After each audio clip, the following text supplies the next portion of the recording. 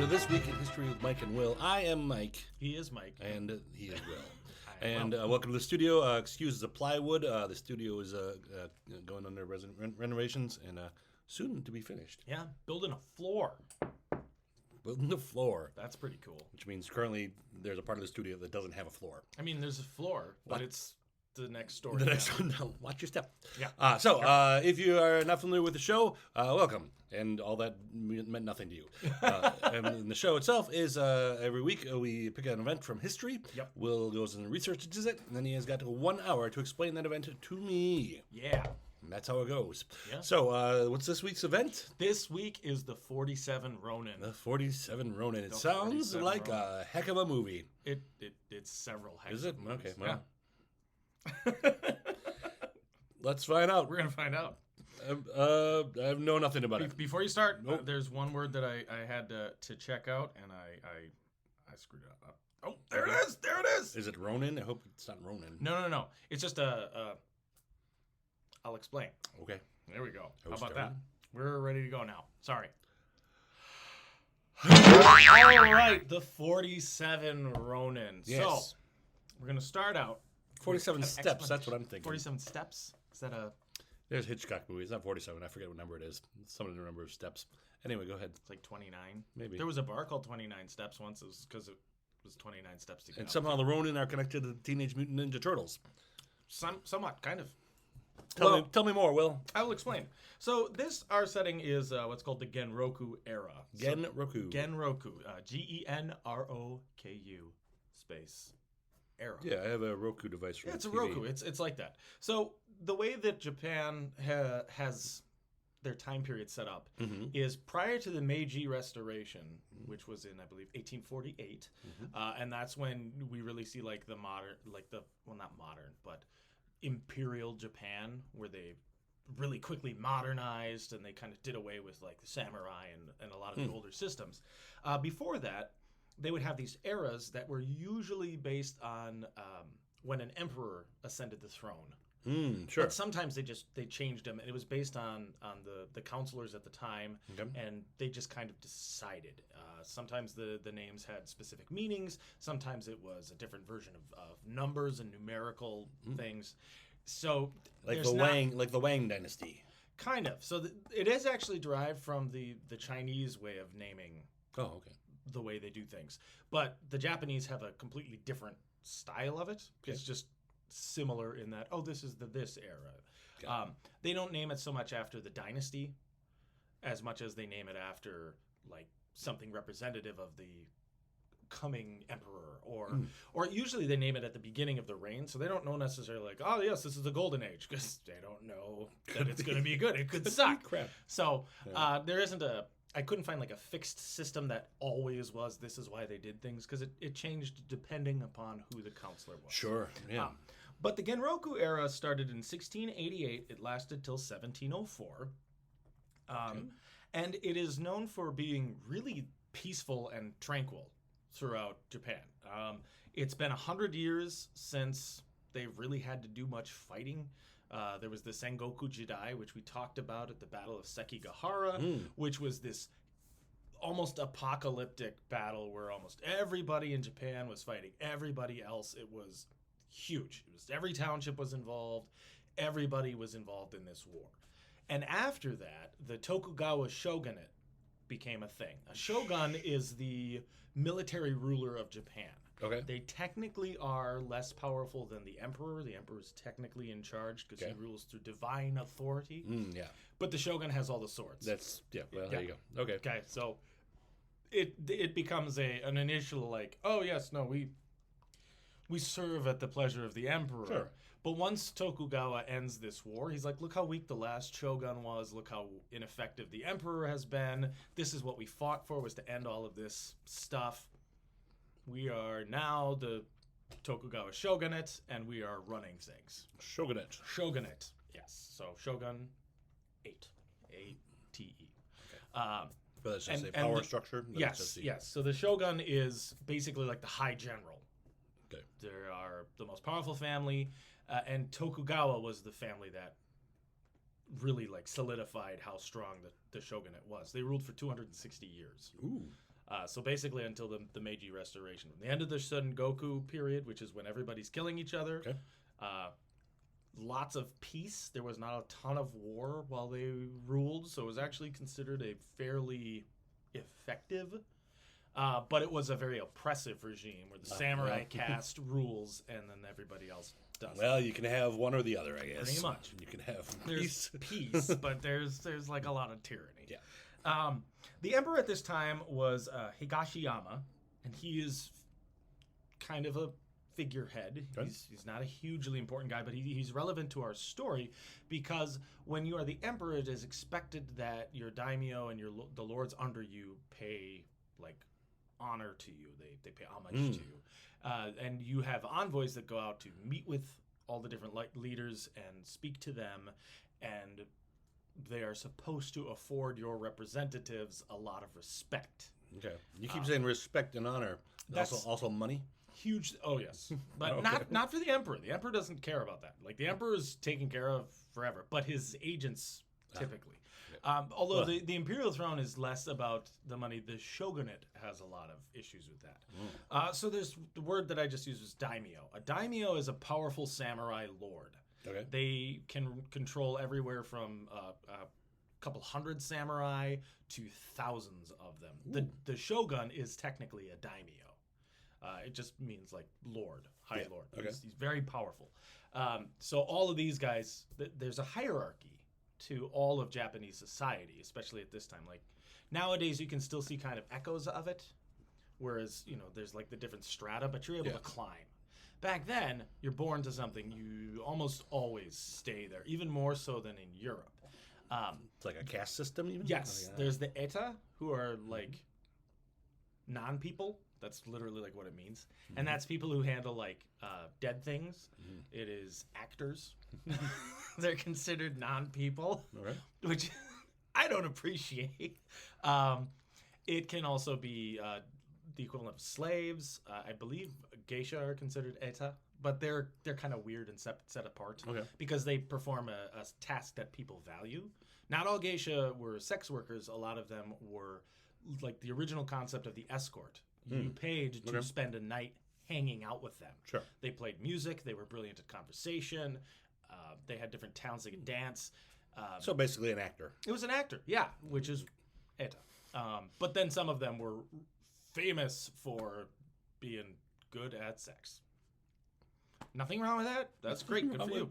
Nothing wrong with being good at sex. That's great. Hey, you go ahead. Yeah, that's great. But I'm just saying I'm not shaming Got it. sex workers as a profession. Neither was I. It's the oldest profession. Sure. I think actually thieves is the oldest profession. They say prostitution's the oldest. I think thief. Give me that. Okay. Smack you with my rock. Take your rock. Oldest profession. Now I have 2 rocks. What will you give me for these 2 rocks? Sex. Yes. See, second profession. Oldest profession, theft. Second profession, prostitution. There we go. Got it. Although theft is less of a profession. You're just taking people's stuff. It's more of a calling. There you go. So we have this fixed caste system. We have the eta, who are the bottom of the bottom. There's I think it's the hymen, which is half men. That's like just above that, and that's like the merchant class. Okay. They're considered also not useful. They're the peasants, and then there's the samurai. Now, the peasants are considered really valuable because everything in Japanese culture at this time runs on rice. Food. Food is valuable. You don't kill peasants. You don't ruin farmland because then everybody starves. Even the money they have, the koku, is a coin that is based on the amount of rice it takes to feed a family for 1 year. So one koku is that much rice. Right. And then everything is based upon that. They use a lot of barter system throughout their history. What would they use for money? Do you know? Like, A gold coin. There's gold, right. But they would also use silver and the other denominations. But largely, the koku was the main thing. So you don't usually mess with peasants. And then there's the samurai, who are above everybody. Now, if you are in a certain caste, you can always punch down on the lower caste. Yep. Except if you're at the bottom. Yes, and if you're the eta, but normally people didn't mess with the eta because touching them was considered unclean. So you're like, So it's like a catch-22. Yeah, sure. the samurai had very special sets of rules and ways of doing things. There's this word we always hear about, bushido. Bushido is the way of the warrior. Bushi is like armed soldier. Like bushi is a warrior. Okay. And then do is way. So it literally means the warrior way. Okay. And there's a lot of ways people have described it. They think that there's like these 5 or 6 or 7 specific tenets. It's not specific. Different time periods, it has like a specific codification. But normally it just means you believe very strongly in honor. And that's different in every culture. You know, in some cultures they might be like, oh, stab him in the back. That's totally honorable. But not for them. Yeah. You know, if you're going to fight, you have even numbers. You let the guy know you're going to fight. You don't stab him in the back. Okay. There's duty to your lord. Fight nice, kids. Yep. So duty is a huge one. You basically follow your lord like their word is the word of God. That's what you do. Selfless service is vital. You have to be willing to die or kill for your master. Okay. Without question, no hesitation. No. And you start to mix these concepts together into this sort of almost like a death cult, where samurai don't see themselves as necessarily living for any purpose other than to kill or die for their master. Okay. Right? So it's a hard thing to get your mind around. Yeah, I guess if you find a purpose in life. Yeah, and so yes, their purpose is to act as a weapon There you go. or in perfect service to their master. Now this can mean, like, they could be told, you're a scribe now. Okay. And some samurai would take that as a huge hit, but they would also be like, but I'm serving my master as is required. I would hope the master would pick the ones who they thought they would pick somebody based on, they largely picked based on talent, but sometimes they picked based on spite. Ooh. You know, I will take you off the battlefield and you're going to be a scribe. Oh. Now at this time, Go take notes. Right. We have this culture based on violence. Mm-hmm.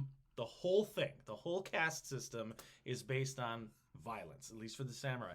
Like, the samurai are even given special, rules.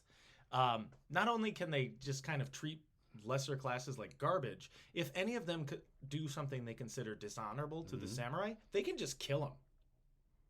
That's fine. That's fine. And then the law will just take the samurai's word for it? Yeah. Nice. I mean, largely, like, you have to have an excuse, and you want witnesses, but you can just kill peasants, because no samurai is going to just go, oh, well, you killed my peasants, I'm going to kill you now. That's not a thing. Okay. They're like, oh, well, you're a man of honor, you wouldn't just kill this peasant. I apologize for my peasant behaving so inappropriately. I am sure that no one abused that privilege. Not at all. They had kind of a bunch of strange, definitely strange rituals, ways of doing things that we would consider not okay, based around this concept of the Bushi Katagi, which is the warrior temperament. Bushi Katagi. Bushi Katagi. You walk around knowing you are the boss and ender of life. Yeah. Okay, that's your temperament. But you are not supposed to be irrational or overly emotional, because if you're emotional and you're that skilled, Play it cool, boy. yeah, but if you're that skilled and that all your life is war and death, you're like, it's like juggling with a bunch of like explosives. You don't do that. It's super risky. They know what they can do, so it's a responsibility of theirs to do it well, but also to have control. With great power. Yes. As they say. Huge responsibility. The problem with this, though, is some of them are just psychopathic murderers. Sure. So we get a couple of bad apples in the bunch, surely. Yes. We get into what's called Sujigiri. Sujigiri is crossroad killing. Oh. This is literally samurai would test the temper and quality of their blade by hitting somebody with it. Well, you got to test it somehow. Like, without provocation. Ooh. Literally at a crossroads, they would do something like, cat! And they'd hit somebody with this sword just to test it. Usually not another samurai. Usually. And this got to be so bad in the early part of this Bushi culture that they had to put a ban on it. Yeah, I would think. Because they're like, yeah, you could do that, but you shouldn't. It's the only real way to and test. they're like, I gotta know if it's good. gotta Well, know yeah, if it's you sharp. don't know if the sword's good in battle unless you can use it on a person. And the Yeah. only way you can test it I on a don't know. person is to test it on a person. Didn't they have sheep? Yeah, but no, that's not the same. It's not gonna resist you. It's not gonna flail. Not the same way. Okay. I don't know. What is this called? Tsuji Giri. Sujigiri. Tsuji Giri. Tesugiri. Tsuji Giri. That's obviously the Anglicanized version of it. Otherwise, it's very complex script that I'm never gonna learn. I'm sure it's also called. Oh God! Stop! Why? I don't know how you spell all that. It's just. And then their ability to just kind of kill, they can strike anybody who dishonors them that's of a lower class, is Kirisute Gomen. So don't disrespect me. Okay. Yeah, all right. But even they if also you engaged do in, respect me, it doesn't they also engaged in head collection. When you killed your enemy, if they were a particularly worthy foe, you cleaned the head and mounted it. Oh. They would do that. They were also sometimes rewarded for collecting the heads of enemy famous warriors and generals, so you'd carry the head around. Oh. And most samurai wore a top knot, which was like a symbol of respect and honor. And they were the only ones allowed to wear it.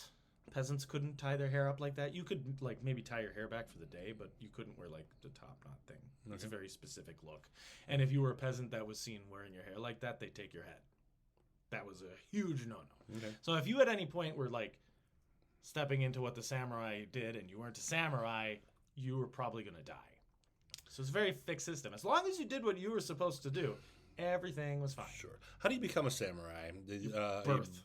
You're born into that? Born into it. Right. A daimyo can make somebody a samurai. Okay. It's rare. But then you make the family a samurai, you elevate them. Okay. This can usually take like generations of working towards it, but the daimyo do reserve the right to do that. It's similar to like a knight taking a squire and dubbing him kind of a thing, but it requires a huge amount of effort and work on everybody's part. And there's a lot of paper involved. There's a lot of bureaucracy in Japan going all the way to the top. And the shogun, I think, has to approve like a new samurai. Paperwork. It's a lot of stuff. But the necessity of samurai, it also depends on the amount of war. If there's more war, you need more samurai. So you can make more samurai. Right. They also have a class of warriors called the Ashigaru, who are peasant warriors. Their job was usually to support the samurai. Before the Sengoku Jidai, there were not a lot of Ashigaru. There were like 5 of them. They were not, you're a peasant, go do peasant stuff. If you arm yourself, that's a potential rebellion, will kill you. The only people who should be killing each other and dying are samurai. Yes. You guys are, there's this job, all right. There's a pragmatic, you're valuable because you are a farmer. You create food, you keep everybody alive. You have a skill. My skill is murder. You do your thing, I'll do my thing. Meh. Yeah. But as the war grew on and it got bigger and bigger and bigger, they needed more bodies fighting it. And then we'll talk about this guy eventually, but Oda Nobunaga is very famous for taking Ashigaru peasants and arming them and training them with guns and making a terrifying army. Ooh. And he was just like, yeah, peasants can kill just as well as samurai. And I'm a samurai. Ooh. These guys are terrifying. There we go. So this is a culture that we've built into, is that this is just 1,000 years of tradition and warfare and death built upon this, a worship of honor and of duty, of respect, going towards your betters and your lords, but also like an understanding about how everybody fits into society. Okay. If somebody's above you, you are always supposed to show obeisance and obeisance to them. You nod your head. And obeisance? Obeisance. Yeah, I think that's a thing, obeisance. Okay. I think I've seen that word before. I feel you made that word up. I might have. All right. Obedience? Obedience, yeah. But I think I've seen obeisance before. Okay. But I think that's like a polite, showing a polite. Sure. You offered an obeisance. It's like you get out of the way. Am I wrong? I don't know. I am obese, so. Yeah, So I have obeisance. Yeah, I have obeisance. So I'm building up the. Also, funny story. The wide belt worn by samurai is called an obi. So that's maybe where obeisance comes from. Okay. So obesity. This is your waistline up. They invented the word. So that's the era we're in. Yes. Is now we've had all of this war, and now we have these killing machines who don't really have anybody to kill. The classic historical problem. Yep. And they don't do tournaments like medieval Europe did. That's not a thing. If you're drawing your sword, you're killing a guy. This is not for show. Okay. This is not to brag. You're gonna kill something. But it could be for practice on a peasant. I mean, yeah, you could practice. And then the samurai were also like responsible for killing people. They didn't do the torturing. That was an Edda's job. Okay. But they were responsible for the torturing, which included crucifixion, burning people alive, and then just your average decapitation. Just your average decapitation. Which is considered the most honorable way to take a life. Oh, If you take a head and you got really good at just taking the head in one strike, which is, it sounds really complicated to me. You got bones in there and everything else. You either have to hit really, really hard or perfectly, or a combination of the two. Yeah. And then, of course, we get into the ritual suicide of the samurai. There is harakiri and seppuku. Harakiri is every samurai has 3 blades on them. They have their katana, which is the 2-handed killing sword. You can use it one or two-handed. You have the wakizashi, which is the short sword. There we go, short sword. Which is with the best name, as far as I would say. That has the best name, and that is considered like the kind of like the spirit of the samurai. Okay. Even if you weren't a killing samurai who like went out into the field to kill, you could have a wakizashi. And then there's the tanto, which is a knife. Oh, okay. And shaven. Yes, shaven. Well, I mean, typically, again, scaling these fish. these are not tools. These are weapons. Every single one of you had knives for other stuff, but I think the tanto you could be a little more utilitarian with if you had to, but you don't use like your sword to chop wood or you chop heads. Chop heads. That's it. Only heads. So traditionally, if you dishonored yourself or you wish to die with honor, then, and now dishonoring it's a whole pile of possible things you can do. Causing offense to someone who outranks you, losing in combat, whatever your lord might consider dishonorable behavior. And they literally could just walk up to you and say, do this. You would take a knee, you would draw your wakizashi, you would stab yourself on one side of your stomach and slide the blade across to the other side and disembowel yourself. If you had the strength, you usually did an upward slice as well. Sure. Basically making a cross on your stomach, and all your stuff fell out. Oh. You only get to practice that once. Yeah, you better do a really good job. So that is the concept of harakiri. Now, seppuku is you have a second, a guy behind you, who's usually a close friend, but it also might be a bitter rival or enemy showing respect to you. Because even if you hate somebody, you show respect. Okay. That's a huge thing. No matter how much you do not stoop to petty insults, you show respect. You might kill each other. You might go to war. You might do a lot of things, but you will maintain your face. Okay. And maintaining the face, maintaining the kind of the facade, the dignity of everything is really important for these guys. So while you have all of these basically like barbaric practices, it's all behind this veneer of class and elegance that's required. Why do you suppose that is? Is that just a way that they can do more awful things? I think that's part of it. Okay. I think there's a bit to that where it is, I mean, obviously there's thousands of years of culture building up to this. But I think part of it is to say, like, that separates us from the animals. Animals might have, like, the same exact social hierarchy. Right. They see it in monkeys. In Japan, they have lots of monkeys there, and they can see they're a lot like us. They hop around, and they have a society. They have rules. Just like us. And then there's the top monkey, and then the lesser monkeys, and the top monkey beats up those guys, and they beat up those guys, and that's how that works. Give these monkeys some swords and see what happens. But basically, humans are monkeys with swords, right? Sure. Like that's and they I think to separate us from these beasts who gore each other and tear each other and inflict violence. Yeah. We have to do it with a code of ethics. Otherwise we're just as bad as they are. Yeah, come on, people. Yep. So be cool. And that's like every culture, right? Every culture has like this justification of when violence is perfectly acceptable to murder or do horrible things. Sometimes the god says you got to do it. Sometimes, and the samurai typically don't have that. There we go. They typically don't follow. They have beliefs in like the ancestors. There's Shintoism, Confucianism, there's Buddhism, but largely it's not like a worship of a god. It's a worship of duty of these kinds of lofty aspirations. So into all of this culture, you have like the culmination of dying with honor is the big thing. So seppuku is your way of dying with honor, and if you have a second, they while they watch you do the first knife wound, sometimes they make you wait and die slowly. How's it going? Or if you have a second who wants to show respect, they take the head after the wound is inflicted, so that you suffer less. Thanks. And then it's clean. Sure. Right? Even though you already, But everybody involved. I assume this is more of an outdoor activity. Sometimes it was done inside, but everything has a tatami, a mat made out of like woven fibers. Yeah. So you could just roll that up and throw it out. Oh, that's good. Yeah. Every house has that. Everybody. For just such a purpose. So that's our culture. That's our background that we're setting this tale Great. up. So we're halfway through, but it's vital that we explain all of this stuff so that we understand like the magnitude of the events. Are we going to learn about each of the Ronin?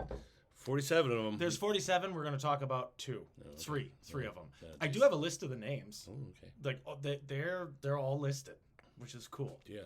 All right. Again, paper trail. It's nice. So we have all this fascinating culture. We have the Genroku era of 1688 to 1704. Our story begins in 1701. Ooh, right near the end. Yes. So there are two daimyo, two of these higher lords. There's Asano Takumi no Kami. We're just going to call him Asano. Okay. Do you say no Kami? No Kami. Sorry, Nokami Naganori. That's his given name. But Naganori. He's not a communist. No, he's not. He's no Kami. Kami is a spirit. Sure. And he is from the Akko domain. It's a small fief in western Honshu. Honshu is the main body of Japan. It's the biggest island. Okay. So it's like, so let's say, I'm trying to figure out how to, it's all reversed, right? So if you look at Japan, it kind of has like this, there we go. That's Japan. It's kind of a boot-shaped, curvy shape. And then on the bottom part, on the far west of it, right near the end, that's where this province is. Just a little guy. Do you want to show it on the map? No. But yeah, that's roughly where it is. So that's where our story takes place, is in this region. And another daimyo, Kane Korichika of the Suwano, that's his region, is pretty close by. They are supposed to organize a reception of an imperial envoy in Edo Castle. Edo is modern-day Tokyo. Oh, okay. This is the seat of power for the shogun. And when you are a daimyo, since the shogunate started to reassert its power after the Sengoku period, what they would do is every daimyo was required to serve in Edo for 1 year and then go back home for a year and then come back to Edo for a year and then go back home for a year. Okay. They had to have alternating service, alternating attendance, which was the Sankin Kotai. And that was so I could keep my eye on you as my daimyo. Now, originally this started as a guy named Hideyoshi would have all of his retainers' families living in residence in his castle. Just to be nice. Just to say hi. I hope they're all okay. Yeah. Or I'll kill them. And it worked. It worked. Every samurai followed what they were supposed to do. He did not really deal with much rebellion. Were they treated nicely, or were they Typically, yeah. You don't treat a hostage disrespectfully. Hostages are totally common. But I mean, were they hostages, or were they just You get to wear silk and kind of hostage? Well, I mean, you get to wear silk and nice clothes. You don't live in a dungeon. You can wander all over the castle. All over the castle. But you may never leave. Yes, you can check out anytime you like, but you can never leave. Yeah. I mean, sometimes they would go hunting and they would go and engage in nice activities, but you always stay hostage, at home. but nice. And then if you left, and then they, we got your other kids. And sometimes they'd separate the families and shuffle them around. So that was how... You're sounding like some mind games going on here. That's how Hideyoshi did things. He was a bit of a tyrant.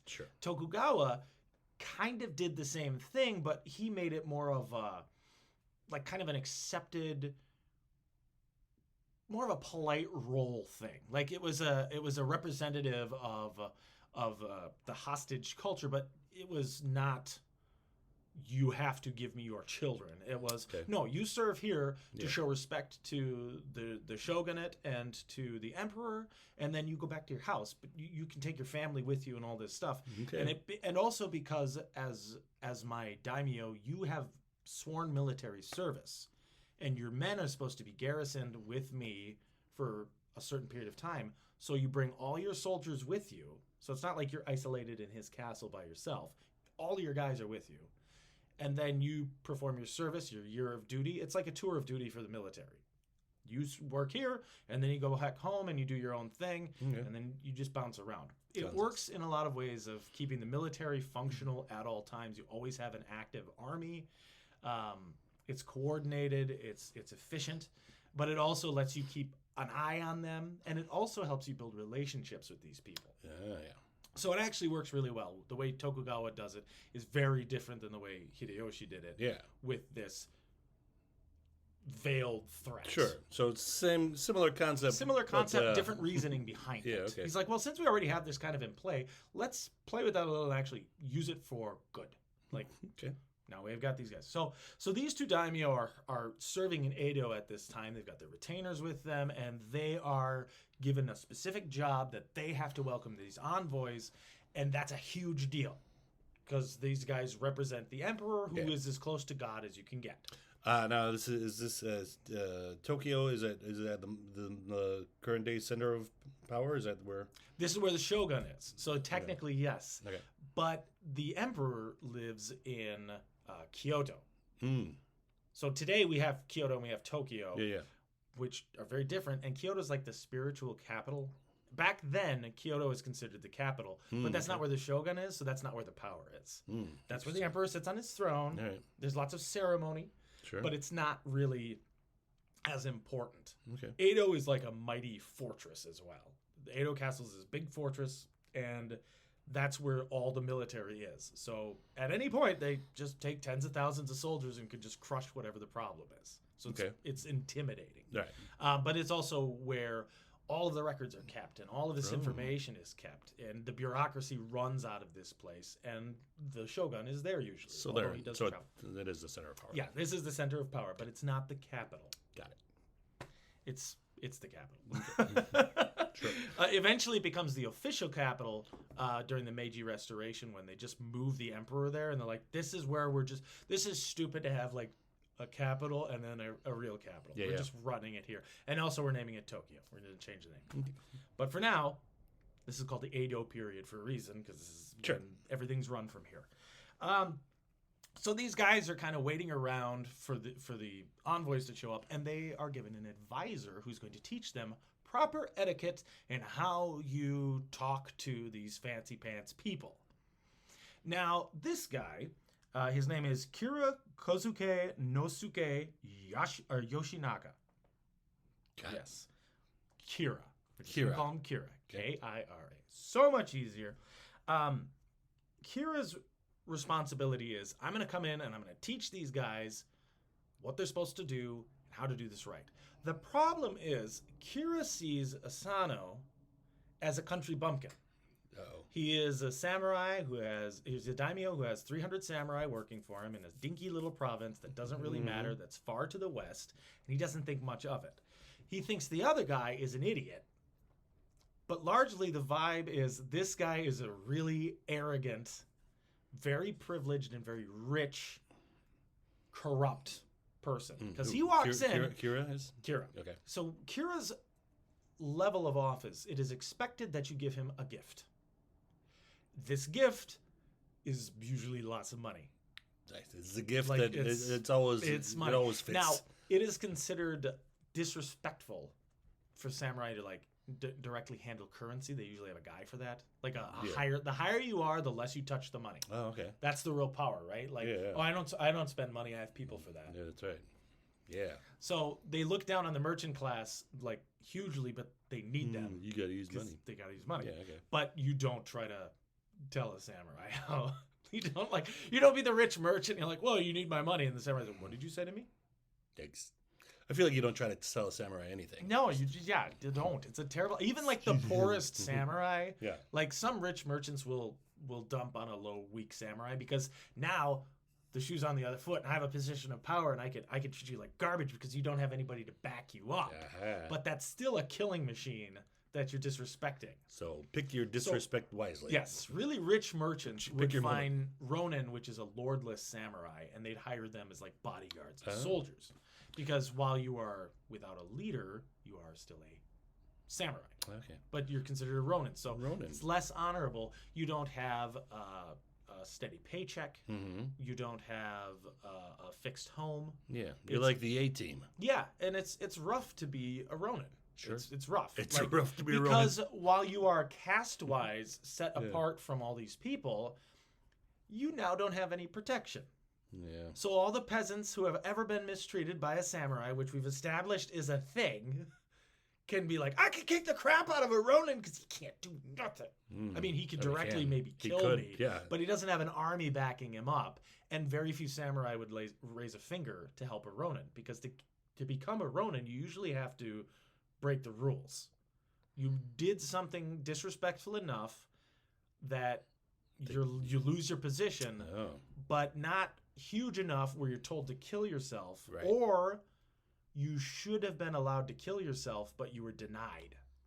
So you don't get to retrieve your honor and save yourself in this. So Ronin are like a commodity, but kind of like a dirty one. A lot of them become killers and murderers because they're really good at it. It is like the A-team. It is like the A-team. It's just like the A-team. Okay. So being a Ronin, like that's a huge... You don't want that. You don't want to. You don't want. If you you might as well be the best one. We'd probably be like, being a Ronin's not so bad because I'd rather do that than die.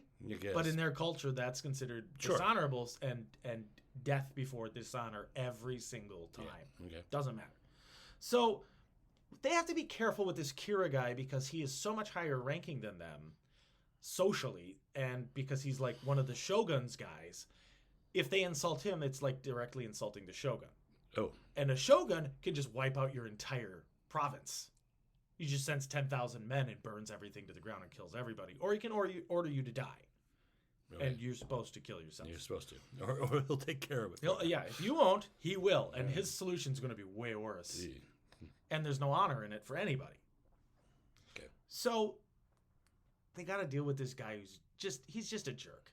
He's really rude. He's really nasty. He knows he's in an unassailable position. It's like watching somebody be abusive towards a McDonald's employee. The McDonald's employee cannot fight back. They just have to sit there and take the abuse, or they get fired. Yeah. Except if that McDonald's employee would also then be murdered and have their house set on fire. Like, that's the consequences we're talking about, right? So he's just dumping on these guys. He's treating them like trash. Asano bears it. He just tries to take it. Okay. Kanai is less tolerant and is gonna kill Kira. He's like, gonna. But his guys take him aside and they distract him, and then one of them bribes Kira. And Kira's like, good! And leaves Kanai alone from then on. Oh. But then he doubles down on Asano because it's like, your buddy paid me off. Why didn't you? And Asano just... Now he's dealing with all of this horrible treatment. Yeah. And eventually, publicly, in front of lower-ranking people, Kira says to Asano, you are a country bumpkin, and you have no manners, and you have no idea what you're doing, and you're incompetent. Oh, man. Okay. Now, Asano has...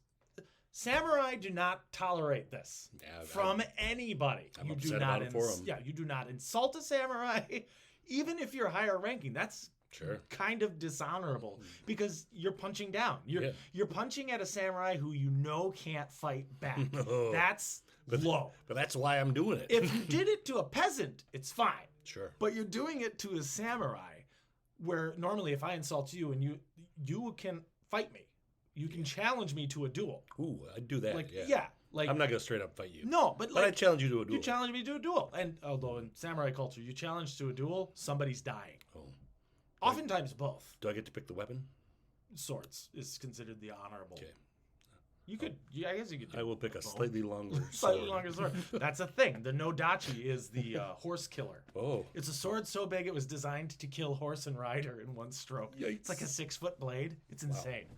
But so yeah, Not for indoor use. no. And typically the sword duel was handled in a couple of different ways. There was the Aijitsu duel, which is the classic, like you've got the sword in the scabbard and you quick cut. Yeah.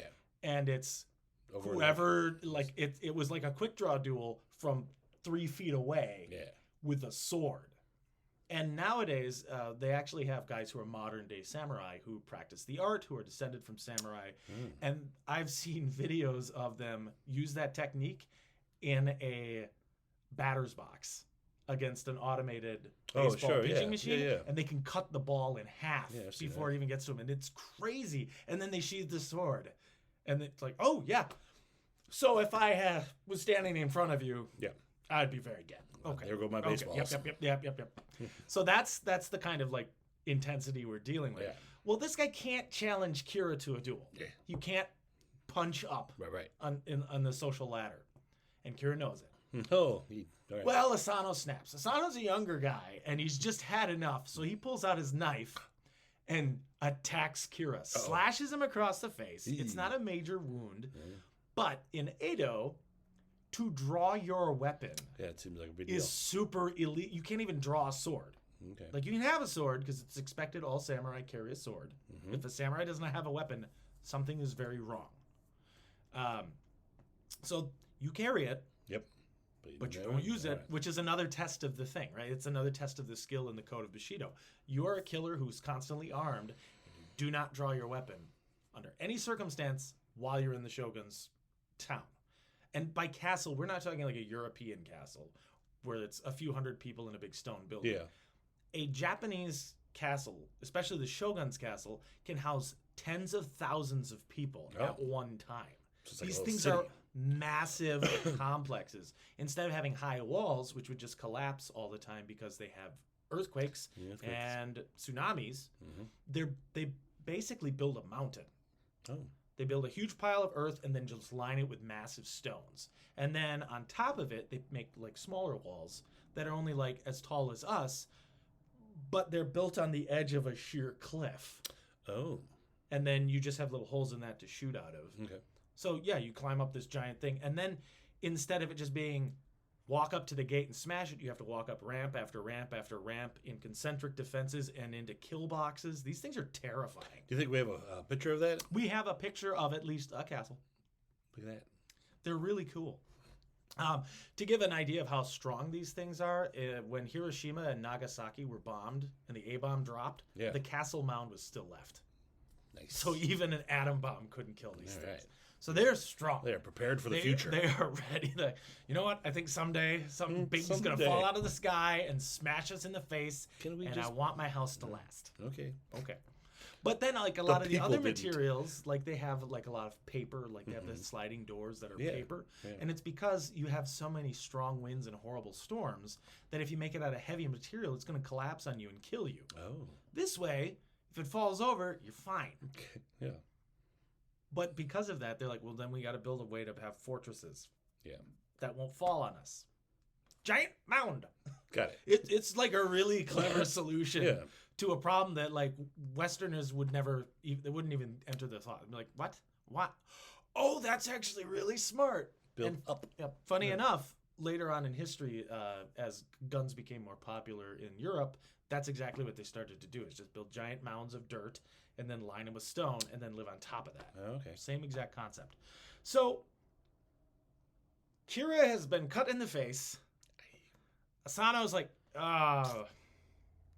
whoops. Whoops. There ain't no whoops in this. There's no whoops. But he was a man who was pushed to a point where it's like any further dishonor to him would have been just, you cannot even comprehend. You have pushed me any further, and I have to kill myself. And I'm not doing that today. I'm not doing that, but I'm going to take it out on you. Right. So he tries to kill him. He's held back because there's samurai everywhere. And they're like, oh, get up. And he immediately, Kira is like, he pushes that he wants him punished. He doesn't just want him punished. He wants it to hurt. Ooh. So he demands that Asano commit seppuku, which he does. So on April 21st, 1701, Asano kneels, slits open his belly, and has his head taken. We barely knew you. Now, here's the thing. He also, Kira, demands that Asano's family is disinherited and ruined. Oh. That they are cast into poverty, and every single one of his 300 retainers is made Ronin. Well, at On least he's top of not that, taking it hard. I'm confiscating his goods and his land. Okay. All mine now. Sounds fair.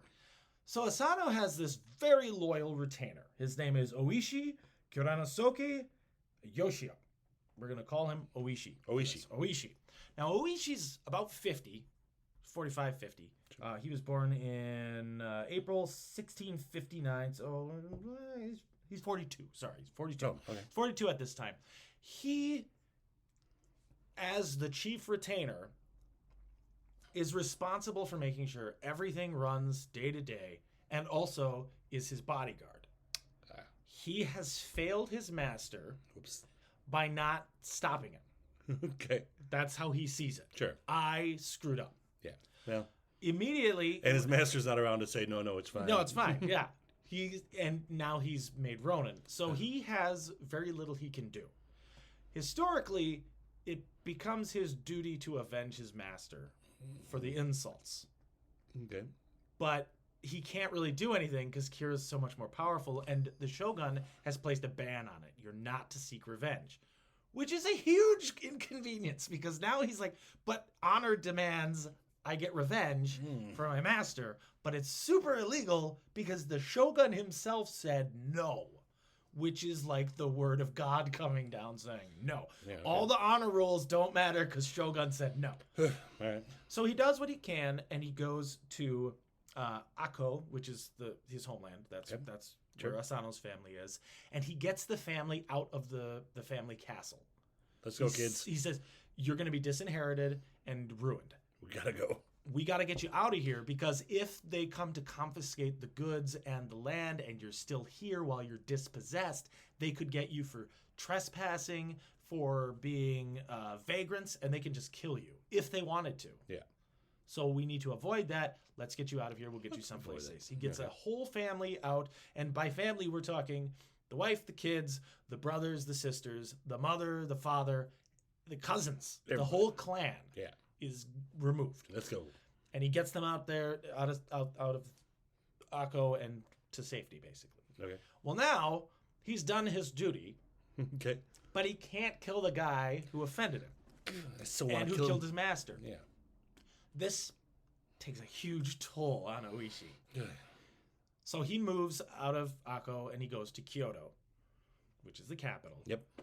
And Kira thinks he's going to go there to like plead his case maybe to the emperor or plot revenge. So he sends spies after him because Oishi is the top dude. And Kira is paranoid now because he's been a jerk for so long. And he's like, Oishi's a scary guy. Okay. Maybe I shouldn't have been a jerk. I might have done a bit much. In retrospect. So he sends spies and possibly assassins to watch him. If you're sent as a spy, the thing about being a samurai is you can be sent as a spy and told to do really dishonorable things, but if it's for the further of your lord, you can maybe square that with yourself. Like, go murder this guy in his sleep because I said so. Yeah, he did tell me. That was the difference between like ninja and samurai. Is a lot of ninja were samurai. Oh. They just believed that any means to the end is fine. Okay. So they were like, well, you said that was dishonorable to do that, but I'm protecting my people and myself. There's no rules. Okay. They just took everything one step further. I have a different set of honor. All yeah. Right.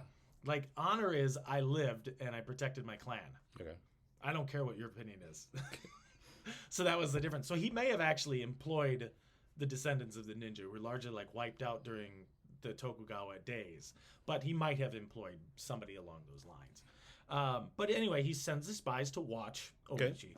And for the next year, Oishi just nosedives. Like, he starts drinking like a fish. Oh, no. Publicly. Oh. Which is not what most samurai do. But some Ronin did start, they break. Like, he's dishonored, he's miserable, he can't avenge his master. He starts going to brothels. And he's still got his loyal buddies following him around trying to keep him out of trouble. It gets so bad he divorces his wife. She's been with him for 20 years. They're like madly in love. And he's like, nope, because I'm just gonna be drunk all the time.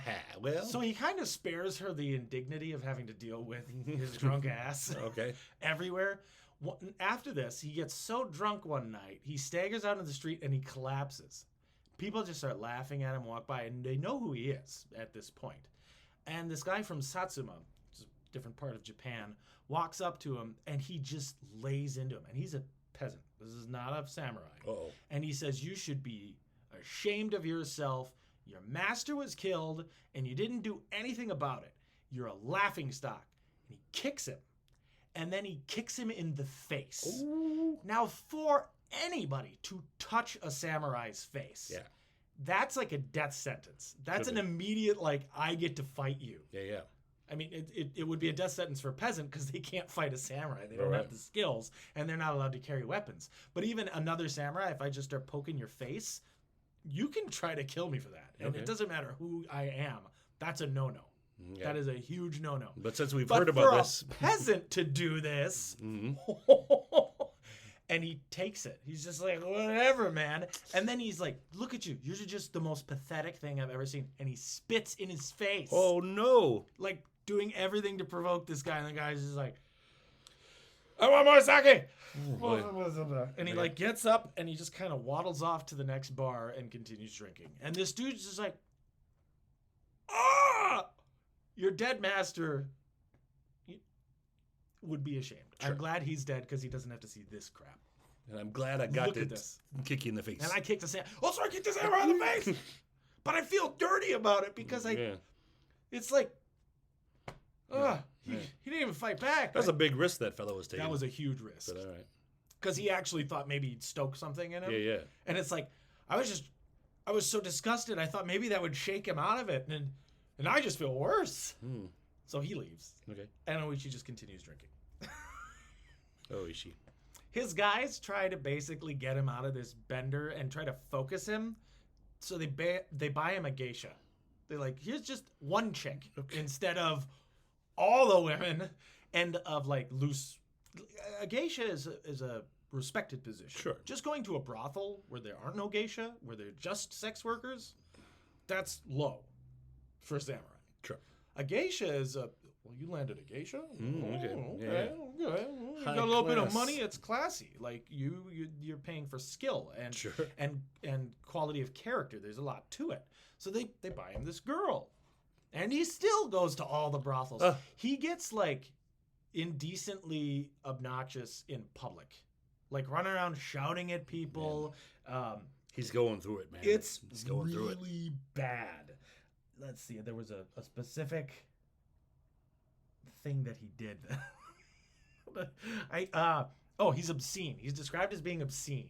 Now that can be a lot of things. I don't think he's walking around flashing people, but for a samurai to behave obscenely, that's wild. They're always so stoic and grim and murderous, and he's loud and he's just like me. Yeah.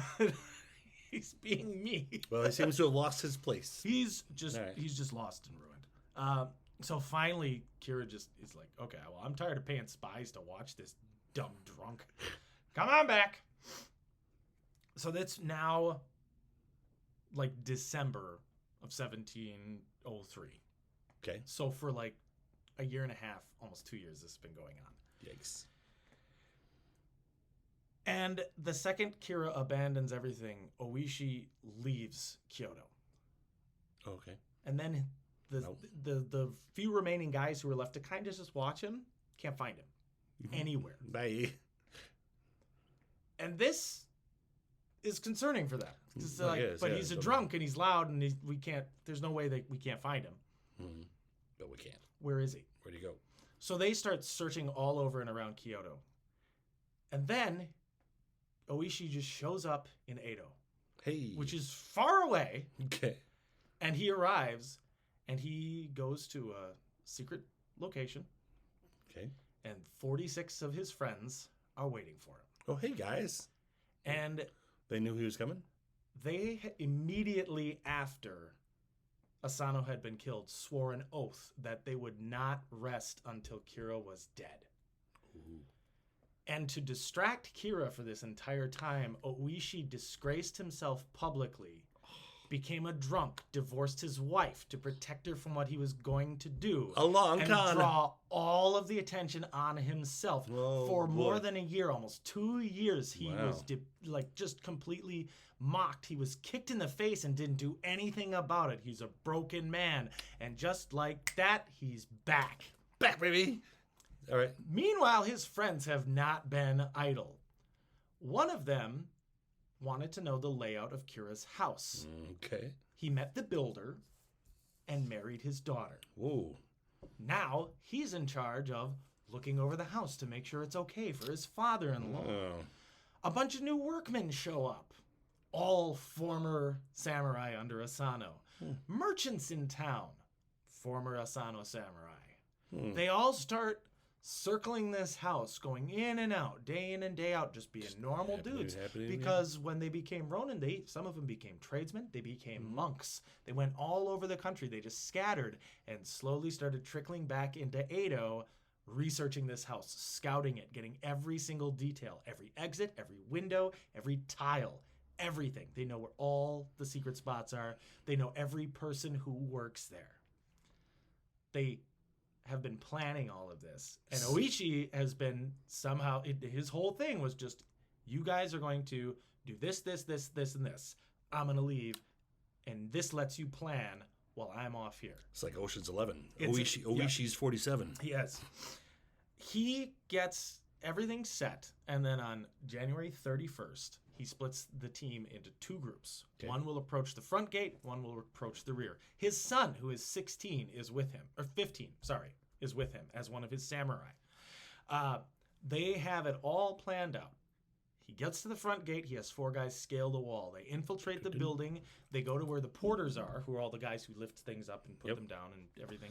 They tie them up. They move throughout the building, grabbing different members of the staff and ushering them into side rooms and tie them up and leave them there. Okay. 4 guys with You're going to bows. want to stay in here for a while. A bunch of guys with bows climb onto the roof with one other samurai who stands up and shouts at the top of his lungs, "This is a vendetta. Stay in your houses and nothing will happen to you. Okay. What happens here, this man deserves. He murdered our master and now we take his head." And all hell breaks loose. Now Kira knows what's going on. Oh, no.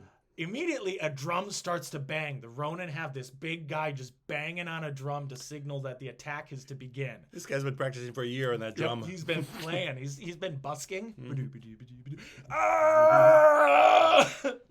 All this time, he didn't know. Yikes.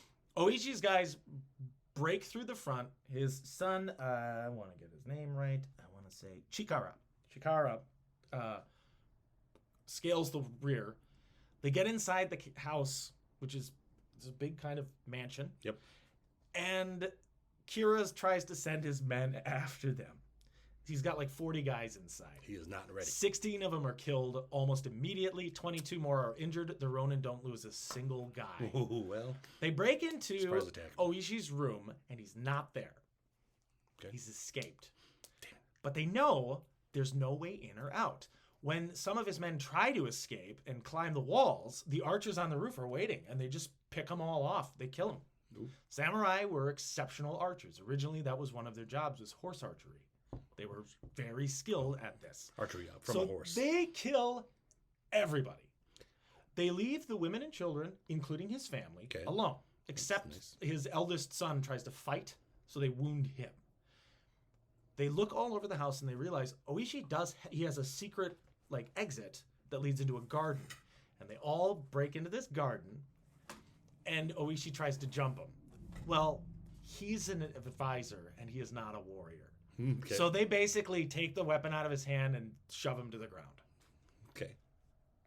And not Oishi, sorry, Kira. Yeah. Kira. So Okay. Oishi's a killer. Got it. Oishi is a murder machine. This whole time it's been Sorry. Kira there. Kira. Yes, this is the guy they're going after. Sorry, Yeah, Kira. So Oishi walks in with his guys and he kneels and he puts his head down because Kira is higher ranking. Mm-hmm. Okay. And then he takes Respect. out a knife and sets it in front of Kira and Ooh. says, "This is your chance to do the right thing and take your own life, or we're going to do it for you." Okay. Baller And then he move. bows and waits. And Kira just starts crying No. and freaking out and begging, let me go, spare me, I'll pay you, I'll do No, anything that doesn't seem honorable that at you all." guys will ask me to do, just let me go. Okay. And Oishi, I think, probably knew this was going to happen because Oh. he just sits back on his heels and he stands up, Yeah. picks up the knife, and he says, hold him down. Oh. And he walks over and slowly cuts his head off with the knife. Ugh. Not a sword, a knife. Okay. He walks out of the building. He has all of his men extinguish every open flame in the house because he doesn't want there to be a fire that could potentially spread to the neighbors. Sure. This is solely focused on Yeah. Kira. He lets the family go. He lets everybody who was not involved in the fighting go. Excuse us. Pardon me. Sorry. And he Sorry for the leaves. disturbance. We gotta go. He goes to the Back to bed. temple where Asano is buried. They ritually wash Kira's head and the blade Okay. and place it on Oh, the grave. there we go. Then they write their wills and hand them to the priests. They give them all of their money and all their material possessions, and they go to the shogun and surrender. Who does? The 47 Ronin. Oh, okay. They send one of the 47, who gets a name, Terasaka Kichimon, who is an Ashigaru. So he's not a full samurai. He's like a peasant. Okay. But he was part of the fight. He gets sent to Akko to announce, we have achieved vengeance. We did what we set out to do, and we're sending you to go and tell everybody. You Yeah. get to live. Okay. Because you're not going to turn yourself in. They go to the shogun and turn themselves in. Well, the shogun's kind of in a pickle. Yeah. I said you can't seek vengeance, but the Code of Bushido demanded you do. Yeah. And you did it with style. And you did it with style. And you didn't hurt anybody that didn't have something to do with it. You didn't burn anybody's house down. You didn't cause undue harm. And the brilliance of waiting that. Oh, It's a long time. Yeah. I'm impressed. Okay. So I'm not even angry. he gives them an out. Mhm. And the only out for a samurai Oh. is seppuku. Okay. 46 Ronin are ordered to commit suicide, including Chikara, the son. Yeah. And they all do it gladly. Ugh. Oishi and his 45 remaining friends all kill themselves. Now, Terasaka comes back and is pardoned by the shogun. You get to live, you get to tell the tale, and you're forgiven. Okay. But here's the crazy thing is, the shogun is so impressed by this show of loyalty and duty and respect and, well, badassery, that he forgives the Asano clan and he restores them. He says the Asano clan, because these retainers showed how loyal these samurai are and how good they were at actually being samurai. Yeah. They bore these insults, they bore all this, and then they planned it so meticulously so there would be no collateral damage, but they still paid honor to their lord, even though it brought them personally into danger. They didn't care because he's like, there's nothing more samurai than that. I'm impressed. I wish I could be friends with him. Yeah, but I gotta kill him. Yeah. So he restores the daimyo Asano's brother to the title of daimyo, and they are restored as a clan. He forgives Asano for his crime and says everybody involved is pardoned. The man from Satsuma who kicked Oishi in the face hears about this and goes to the grave sobbing and kills himself. Because he was like, I was so wrong. Yeah. I am so dishonored by How would this. he know? Right. He had no idea. But he ends his life thinking, and he's a peasant, but he does, and I believe his body was buried nearby. Oh. So he was given some respect. All of the Ronin were given proper funeral rites. They were Someone to clean treated all that with- up. Yeah, they were treated with 47 and bodies. it was like I think the shogun watched the seppuku. Ew. That's a huge deal. I mean, first of all, you got to watch people die. That's rough to watch. But Sure. but if the shogun is looking down on this, watching this happen, that's the ultimate respect. Like that's the highest ranking soldier in your world. showing you respect and dignity. He bowed after they all died, and it was a huge moment in their culture. Now, since this happened, every year there's a celebration of what the 47 Ronin did. They have created an entire culture behind this. Sure. It's the Chushingura. Which means the treasury of loyal retainers, and it's any fictionalized account of the 47 Ronin. There have been hundreds, if not thousands, of plays about this. There's been movies about it. It is a cultural phenomenon dating back to the day after it happened. Yeah. People were writing about this. Oh my God, did you hear about the 47 Ronin? This is so cool. Holy crap. But they changed all the names and they said it 200 years earlier because this isn't Attack on the Shogun. This is some other idiot. Yeah. And it's Jim the daimyo. And there were historical precedents that something similar had happened, but they're like, but the vendetta will use all 47 of these guys. We'll change all the names. And it has been passed down from generation to generation to generation. And that's the tale of the 47 Ronin. The 47 Ronin, a wild story. Wild story. I didn't see it coming. Originally, I was going to tell you that they came up with this plan. Yeah. And I was like, oh no, it'd be way cooler if I go, by the way, he was faking it the whole time. You fooled me. Yeah. Well that done, guy's Ronin. Awesome. I wanted to take a little literary run with it. Sure. Well, I would have liked to have met him, but he's sadly dead. I mean, even if he hadn't died that way, he'd be dead now because this was 1703. Well, thanks, Will. That was an exciting bit of history. Yeah. I hope you enjoyed it as well. If you enjoyed it, like it, and subscribe. If you want, Tell your friends about it. Tell your friends. Get some more people on board. If you didn't enjoy it, like and subscribe anyway. That's true as well. Feel free to leave a comment if you need any corrections or just want to make a comment. Yeah. Especially with my pronunciation stuff, sometimes it's hard to get.